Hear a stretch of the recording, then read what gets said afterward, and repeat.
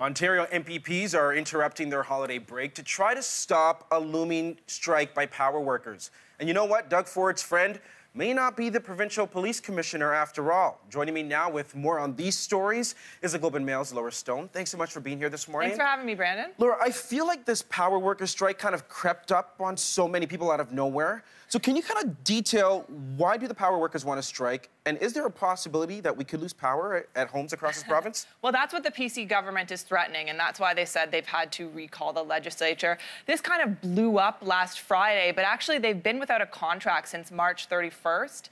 And last Friday they rejected the OPG's offer for their new contract. So the PC government has said that this has triggered a kind of a 3-week shutdown, potentially, of the hydroelectricity plants.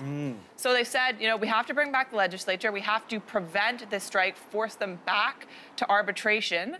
The NDP has said that this is actually fear-mongering. There's no way this will lead to blackouts throughout the Christmas period. But the government says, you know, we need to pass this in order to force them back to work, essentially. Wow. And just in time for the holidays. That's right. So you know, they have a majority government, so they are going to pass this. The NDP is going to make it difficult, so it likely won't pass until the end of the week. But the government is saying this won't lead to blackouts if they can force them or kind of prevent a strike before the holidays. Interesting. I want to talk about a man named Ron Taverner. So sticking with provincial politics in Ontario, he's a personal friend of Premier Doug Ford. He was appointed as the provincial commissioner, but then was highly criticized because of that personal relationship. Now, he resigned from the Toronto Police Service, because that's where he worked before. He's since rescinded that. So what can we expect next with this appointment? Because this seems like a lot of drama.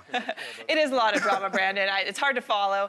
Right now, you know, it's unclear whether Ron Taverner will actually become the next commissioner of the OPP. As you mentioned, he did resign on the weekend from the Toronto Police Force. He's 72 years old. He has 51 years experience with Toronto Police.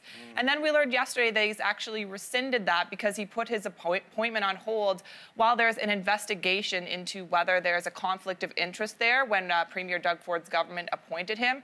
Doug Ford says he had nothing to do with the appointment. It was recommended by an independent panel, but there's this growing controversy over the appointment. So they've all taken a time out from this now, and we'll see if Taverner actually ever takes on the head of the force. Interesting. All right, let's head over to federal politics in Ottawa, because Prime Minister Justin Trudeau says Canada is trying to get out of a multi-billion-dollar Saudi arms deal. So how close is the government to ending the shipments of armored vehicles to Saudi Arabia? Well, this is the first time, actually, that Prime Minister Trudeau has been this direct, and he made these comments in a CTV interview on the weekend. He said Canada is trying to get out of this. Now, the company said this could cost Canada billions of dollars, and we know there is also a plant in London that employs almost 2,000 people who make these vehicles.